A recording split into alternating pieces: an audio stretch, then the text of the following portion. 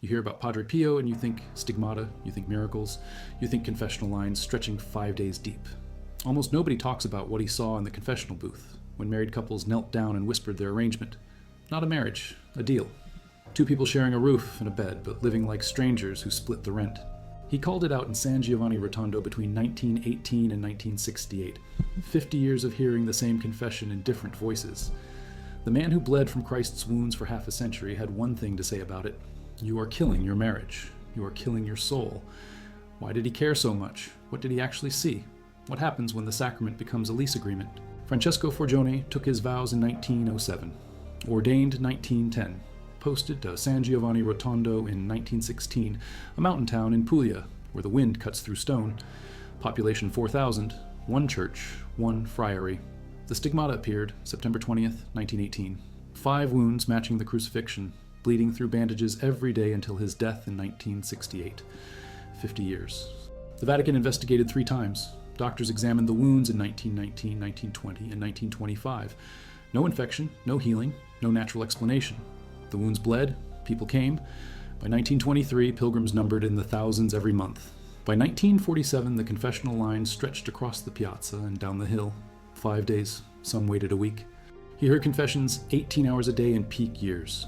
Do the math, 18 hours times 300 days times 40 years, 216,000 hours, roughly 6 million individual confessions by conservative count. Then they would kneel in the confessional and the truth came out. We do not touch. We have not been intimate in months, in years. We are roommates. We are business partners. We are strangers. Padre Pio did not accept it. He sent people away. Refused absolution. Told them to go home and fix it. Not next month. Tonight. His response was immediate and sharp. This is not a marriage. This is a sin of omission. You are withholding the gift. You are breaking the covenant. Go home. 1999. And from Father Gabriele Amorth's direct interviews with witnesses published in Un Esorcista Racconta in 1990, which includes first-hand accounts from penitents and fellow Capuchins who served with Padre Pio at Santa Maria delle Grazie Friary. Now back to the information. You could barely see his face, but you heard every word. Witnesses report he spoke in a low rasp when he was calm and a sharp bark when he was not. The language was Italian with Pugliese dialect mixed in, blunt, no cushioning. A woman from Foggia, 30 kilometers north, came in 1934, married 8 years, 2 children. She confessed that she and her husband had stopped sharing the marriage bed after the second child. Sleep separately. No intimacy, no conflict, just distance. She expected understanding. She got a rebuke. You are not married, you are 2 people in a house. Go home tonight. Restore what you vowed. She left in tears. The account was recorded by Father Agostino of San Marco in Lamis, who served as Padre Pio's assistant from 1928 to 1946. The woman returned 6 months later. The marriage was alive again. She thanked him. He said nothing, waved her on. Next penitent. Canon law is explicit. Canon 1041 from the 1917 Code of Canon Law, the code in force during Padre Pio's ministry, states that the marriage is consummated through the conjugal act performed in a human manner. It is not optional. It is constitutive. A marriage that is never consummated can be dissolved by the Church. It is not a real marriage in the fullest sense. Padre Pio knew this. He enforced it. Not because he was obsessed with sex, because he understood sacramental theology. The physical union is the sign of the spiritual union. Remove the sign, and the sacrament becomes invisible, becomes theoretical, becomes dead. Roommates. One case in 1958. A man from Bari, married 12 years, 3 children. He confessed they had separate rooms for 4 years. Medical reasons, he said. His wife had a difficult 3rd birth. Recovery was long. They never resumed intimacy. Padre Pio asked if the doctor said it was still unsafe. The man admitted the doctor cleared her 2 years ago. Then why? Habit, the man said. Comfort. Easier this way. Padre Pio told him to leave the confessional. Come back when you have obeyed your vows, the man protested. Padre Pio raised his voice.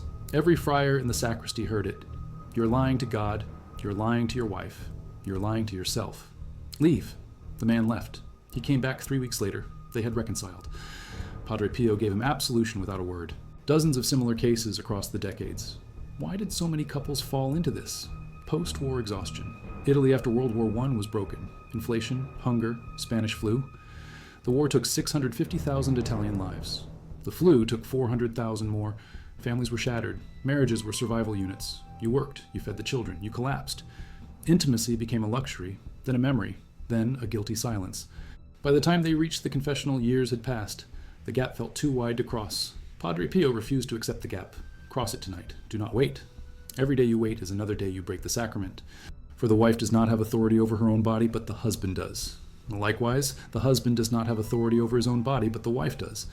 Do not deprive each other, except perhaps by agreement for a set time to devote yourselves to prayer and then come together again. Paul wrote that around 55 AD.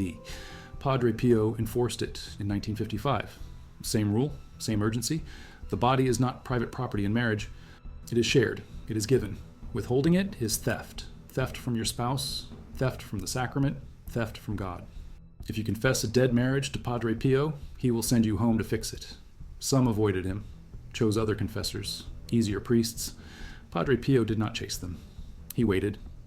Eventually they came back. The guilt was too heavy. The sacrament was too broken. They needed to hear the hard truth. He gave it. She confessed that she and her husband had not been intimate in 6 years, since the fourth child. She was tired. He was distant. They never talked about it. It just stopped.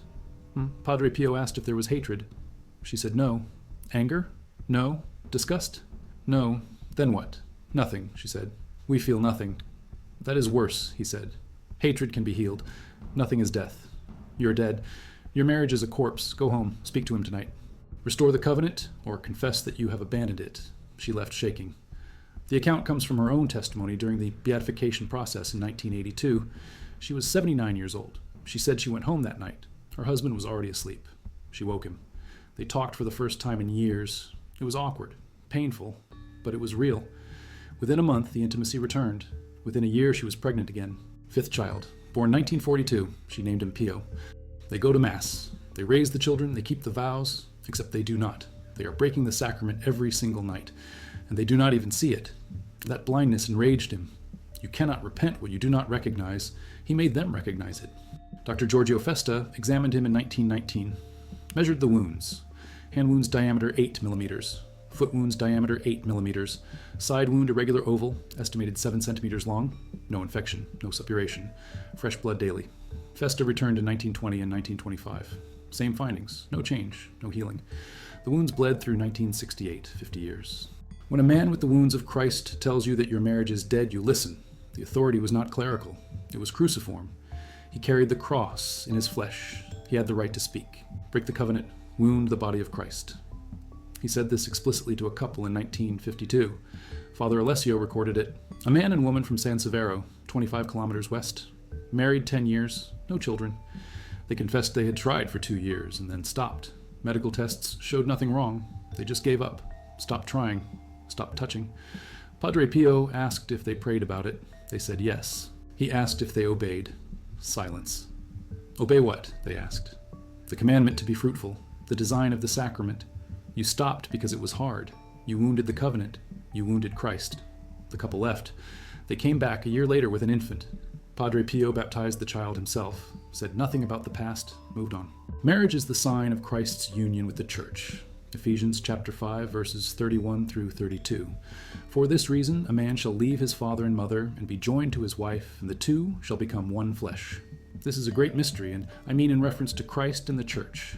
Paul calls it a mystery, a sacrament. The one flesh union is the sign. Remove the union, remove the sign. Remove the sign, obscure the sacrament.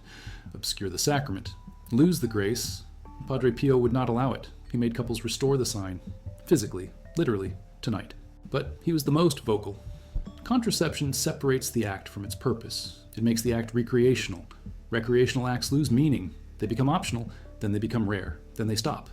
The couple that contracepted in 1935 was often the couple that stopped touching by 1940.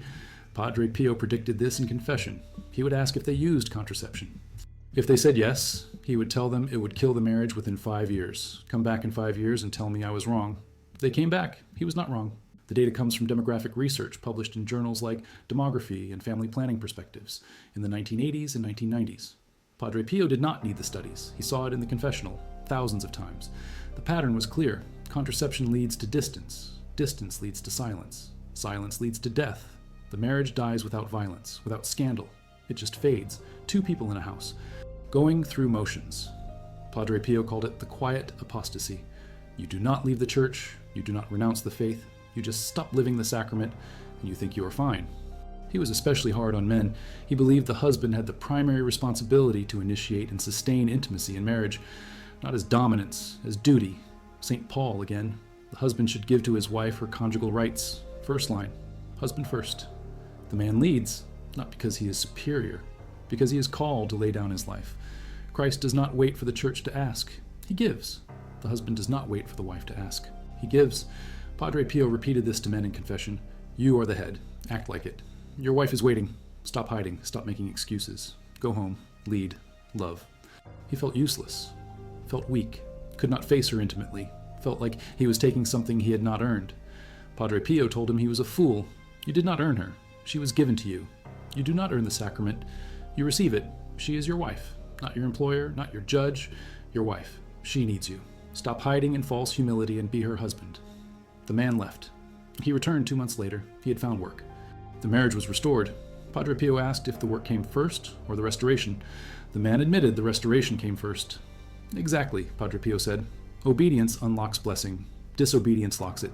Genesis chapter 2, verse 24. The two shall become one flesh. Both commands require the act. The act is not about pleasure, not primarily. It is about covenant, about obedience, about the physical enactment of the vow. Every time you withhold it, you break the vow. Every time you break the vow, you sin. The sin is not lust. The sin is sloth. The sin is cowardice. The sin is pride. You decide your comfort matters more than the covenant. Padre Pio would not tolerate it. 5 years? The longer the gap, the harsher the rebuke. You have not touched your wife in 5 years and you think you are married? You are not. You are two people pretending. The pretense is a lie. The lie is a sin. Confess the sin. Fix the lie. Tonight. Tell her you want to restore it. Ask her forgiveness. Then restore it. Not next week. That night. He told women the same thing. If your husband has withdrawn, do not accept it. Do not wait. Speak to him.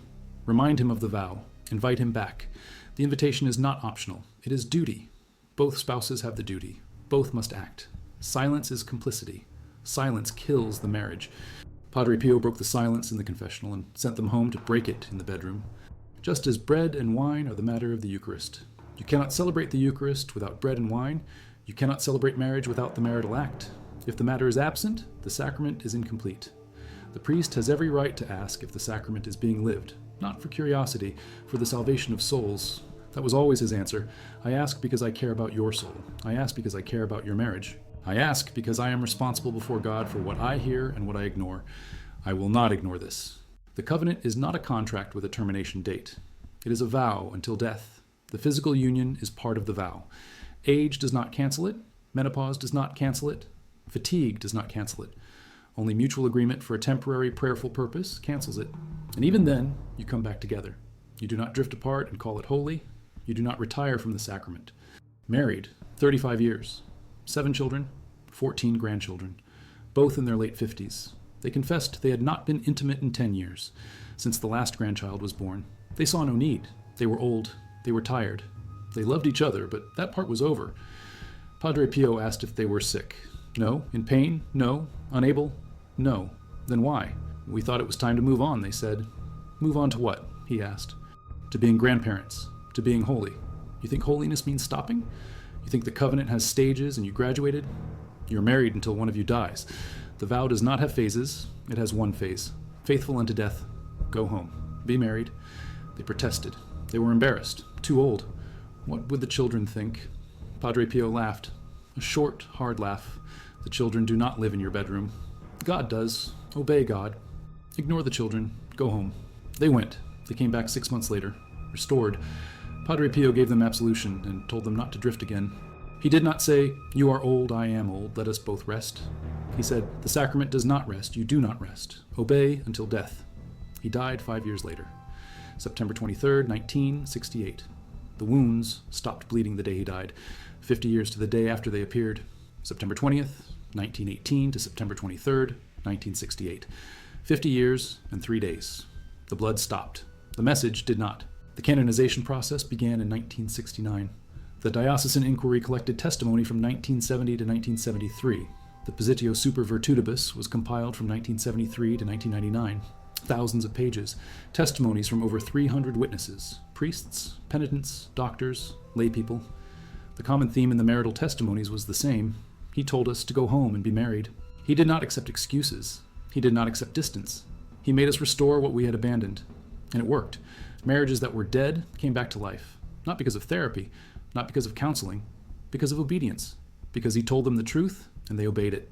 He was hard. He was blunt. But he was not cruel. He was a surgeon. He cut out the disease. The disease was comfortable distance. The disease was polite death. The disease was the lie that you can be married and live like strangers. He cut it out. It hurt, but it healed. Every couple who testified said the same thing. He saved our marriage, not with comfort, with truth. Canonized him in 2002. The miracles studied were medical. A woman healed of cancer. A child healed of a genetic disorder. Both cases scientifically documented. Both cases medically inexplicable. But the real miracle was in the confessional. Thousands of dead marriages brought back to life. Not by changing doctrine, by enforcing it, not by softening the truth, by speaking it. The miracle was obedience. The miracle was the couples who heard the hard word and went home and obeyed it. Some studies define it as fewer than 10 times per year. Some define it as 0 times per year. The percentages vary, but the pattern is consistent. A large percentage of married couples have stopped touching. They live together, they raise children, they manage finances. But they do not live the covenant. They are roommates with rings. Padre Pio saw this in the 1930s and 40s and 50s. It is worse now. The drift is faster. The silence is deeper. The excuses are more sophisticated. But the sin is the same. Withholding the gift, breaking the covenant, living the lie. Not when you feel ready. Not when it is convenient. Tonight. The urgency was not cruelty, it was love. Every day you wait is another day the marriage dies. Every day you wait is another day you break the sacrament. Every day you wait is another day you lie to God and to each other. Stop waiting. Go home. Be married. Canon 10061 in the 1983 Code. The wording is slightly different. The substance is identical. Marriage is consummated through the conjugal act. Without it, the marriage is incomplete. The act is not optional. It is essential. It is the matter of the sacrament. It is the sign of the covenant. Remove it, and the sacrament becomes invisible. Invisible sacraments do not confer grace. They confer confusion. Padre Pio saw the confusion in the confessional. He cut through it. You are not married. You are pretending. Stop pretending. Be married. You share a name and a mortgage and a family photo wall, but you do not share a life. You do not share a bed. You do not share your body. You have withheld the one thing the sacrament requires. And you call it peace. Padre Pio called it death. They make excuses. They say they are busy. They say they are tired. They say the children need them. They say work is demanding. They say they will reconnect later. Later never comes. The gap widens. The silence deepens. The marriage dies. Padre Pio forced the confrontation in the confessional. He would not let them leave without naming the problem. You are not intimate. You are not one flesh. You are breaking the covenant. Name it. Confess it. Fix it. Padre Pio said the spark is obedience. You obey the vow, and the feelings return. You wait for the feelings, and the vow dies. Obedience first. Always. The sacrament is hard. The cross is hard. Love is hard. You do not get to quit because it is hard. You signed the vow. Honor it. The vow does not have an escape clause for discomfort. It has one clause. Until death. Honor it or confess you have broken it. Those were the only two options. No third way. No comfortable middle ground. Either you are living the sacrament or you are breaking it. Choose. The couples who obeyed reported stronger marriages, deeper intimacy, greater joy, not immediately, not without struggle, but eventually. The act of obedience broke the ice. The ice had been thick, years thick, but one act of courage cracked it. One conversation, one night of awkward, uncomfortable obedience, and the ice began to melt, not all at once, but it began. And once it began, the marriage could breathe again. The sacrament could live again. Grace could flow again. Padre Pio saw this hundreds of times. The pattern was consistent. Obedience unlocks grace. Disobedience blocks it. Simple. Brutal. True. The act is not negotiable. It is not one option among many. It is the foundation. Without it, all the communication and emotional connection in the world will not save the marriage. Because the marriage is not just emotional, it is sacramental. It is physical. It is flesh. The two shall become one flesh. Not one heart, not one mind, one flesh. The flesh is the sign. Remove the sign and the sacrament collapses. Padre Pio understood this. He enforced it. The modern church has largely forgotten it, because he loved them enough to tell the truth. The truth is that a marriage without intimacy is not a marriage. It is a broken covenant. It is a lie. And lies do not lead to heaven. They lead to quiet desperation, to loneliness under the same roof, to the slow death of the soul. Padre Pio saw it. He named it. He refused to bless it. The youngest penitents from the 1960s are in their 70s and 80s now. They still tell the story. He told us to go home. We went. It was hard. It worked. The marriage lived. The children grew up in a house where their parents loved each other. Not perfectly, but really. The sacrament was alive. You could feel it. Padre Pio did that, not with miracles, with truth, with the hard words spoken in love. With the refusal to accept the lie that distance is holiness, he made us be married, and we are grateful. They confessed it. Padre Pio asked if the doctor said it was still unsafe. They said no. The doctor cleared it 2 years ago. Then why? Fear, they said. Fear of another difficult birth. Padre Pio told them fear is not faith. Faith trusts God with the outcome. Fear trusts nothing. You are married, live the marriage, trust God. They went home, they obeyed. They had 4 more children, all healthy, all grown, all faithful. The couple said this in the interview. If we had stayed in fear, we would have missed 4 lives, 4 souls, 4 blessings. Padre Pio gave us that, not by being nice, by being true.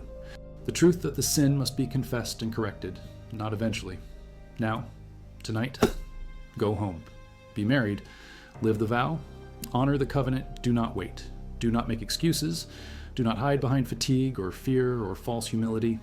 Obey. The obedience will hurt, the obedience will heal, the obedience will save your marriage and your soul. His feast day is September 23rd, the day he died, the day the wound stopped bleeding. 50 years of blood, 50 years of confessions, 50 years of telling couples the same hard truth. Go home, restore the covenant, be married. The message did not die with him. It is recorded. It is testified. It is archived in the canonization documents. It is available. It is ignored. The modern church prefers mercy without truth. Padre Pio offered mercy through truth. Mercy that confronts, mercy that corrects, mercy that sends you home with a command. Obey the vow, live the sacrament, be married. It will be uncomfortable. It will be obedience. And obedience is the path to grace. If you are not married, learn this now. Marriage is not a feeling. It is not a partnership. It is a covenant in the flesh. The flesh is not optional. It is essential. It is the sign of the sacrament. Prepare for it. Expect it. Honor it. Do not drift into distance and call it maturity. It is not maturity. It is death. Padre Pio called it out. The church must call it out. You must call it out in your own marriage. Do not accept the drift. Fight it. With truth, with obedience, with the courage to speak and to act. The sacrament is worth it. Your spouse is worth it. Your soul is worth it. Why he sent so many couples home with the same command. He said this, because I see what you do not see. I see the wound. You see the distance, and you think it is peace. I see the wound, and I know it will kill you. Not today, not this year. But it will kill you. It will kill your marriage. It will kill your soul. I will not let that happen without a fight. I will tell you the truth. I will send you home. I will make you uncomfortable, because I love you. And love does not lie. Love confronts. Love corrects. Love sends you home to obey the vow you made before God. Go home. Be married. That is all I ask. That is all God asks. Go home. Because he made them obedient. Obedience is the hinge. Obedience unlocks everything. Disobedience locks everything. He knew this. He lived this. He bled this. For 50 years. The wounds are closed. The tomb is in San Giovanni Rotondo. The body is incorrupt, visible under glass. The hands still show the wound marks, pale scars. The side still shows the wound, faint but present. The stigmata are gone, but the marks remain.